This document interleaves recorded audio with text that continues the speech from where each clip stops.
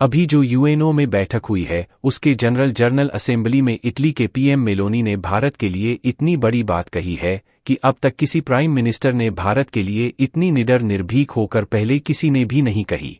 क्या हमें अस्थायी सदस्यता और वीटो मिल पाएगी? और अगर मिलेगी तो कब तक? और चाइना क्या भारत का विरोध कर रहा है? और चाइना को हम किस तरह चुप करा के और उसे अपने चक्रव्यूह में फंसाकर उससे हम वीटो पावर ले सकते हैं? जब द्वितीय विश्व युद्ध शुरू हुआ था तब पूरी दुनिया आपस में लड़ने लग गई थी।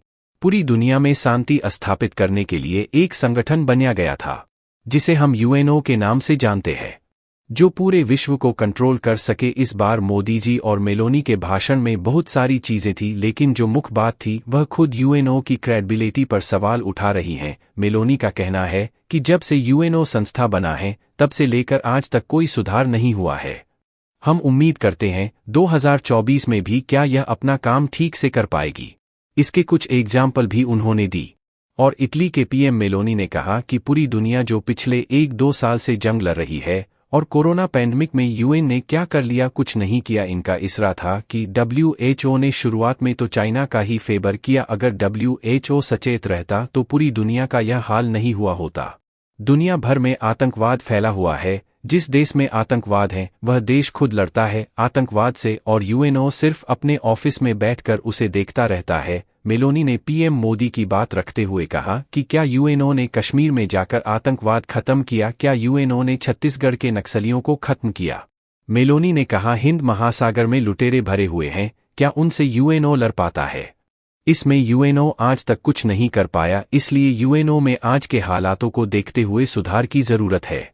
और इटली के पीएम मेलोनी का कहना था कि आपसी युद्ध में या फिर आतंकवादी हमले से जो मासूम लोग बेघर होते हैं, जो अपने सपने को घर छोड़कर रिफ्यूजी कैंप में रहते हैं, इन्हें बचाने के लिए यूएनओ ने क्या किया? आज तक तो कोई खास कदम नहीं उठाया गया।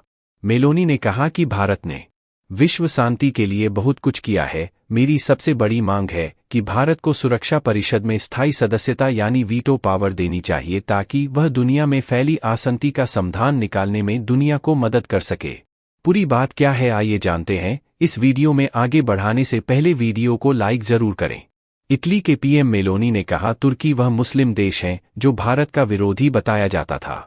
तुर्की ने कश्मीर के मुद्दे पर भारत का साथ नहीं दिया, वह पाकिस्तान के साथ मिलकर भारत के खिलाफ दुष्प्रचार करता रहा। तुर्की हमेशा से भारत के दुश्मन देश पाकिस्तान के साथ हाँ मैं हाँ मिलता आया है, जो कि ऐसा कोई भी दुनिया में देश नहीं होगा जो ऐसे देश की मदद के लिए आगे आए जो कि उसका विरोधी हो। लेकिन भारत बिल्कुल भी ऐसा नहीं है। जब तुर्की पर मुसीबत आई तो भारत ने बिना देरी किए हाथ आगे बढ़ा दिया था।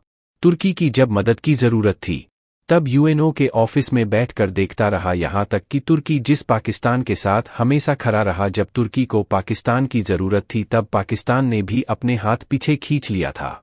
जो कि तुर्की में जब 7.3 तीव्रता का भूकंप आया था तब वहां के जानमाल की काफी नुकसान हुआ था। तुर्की में आया भूकंप इतना तेज था कि वहां के इमारत ताश के पत्तों की तरह बिखर गया था। उस समय भारत के द्वारा तुर्की में रेस्क्यू ऑपरेशन चलाया गया ताकि मलबे में दबे लोगों को बचाया जा सके।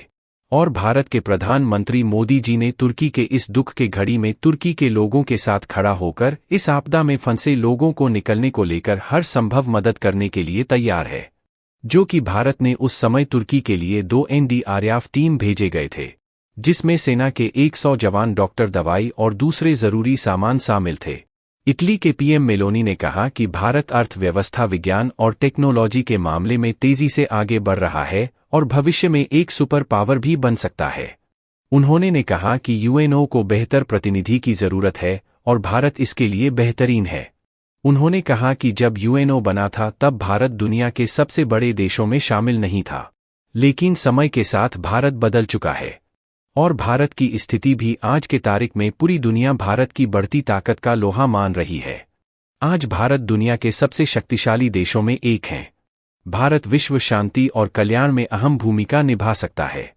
यूएनओ में स्थायी सदस्यता देने के मांग भारत कई सालों से करता रहा है। अमेरिका, फ्रांस, रूस, ब्रिटेन और इटली भारत को स्थायी सदस्यता देने का समर्थन कर चुके हैं, लेकिन चीन इसमें अपनी टांग अड़ाने के लिए बार बार सामने आ जाता है। ताकि भारत यूएनओ के स्थायी सदस्य बन जाता है तो उसके पास वीटो पावर आ जाएगी। इससे एशिया में शांति संतुलन ही बदल जाएगा। तब एशिया महाद्वीप में केवल चीन ही नहीं बल्कि भारत भी एक बड़ी राजनीतिक ताकत के रूप में शुमार होने लगेगा और भारत की बात अंतर्राष्ट्रीय मंचों पर ज्यादा गंभीरता से सुनी जाएगी।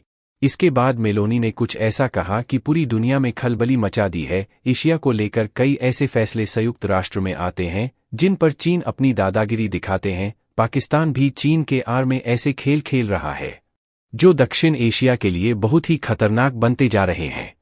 लेकिन भारत को स्थायी सदस्यता मिलने पर चीन ऐसा नहीं कर पाएगा।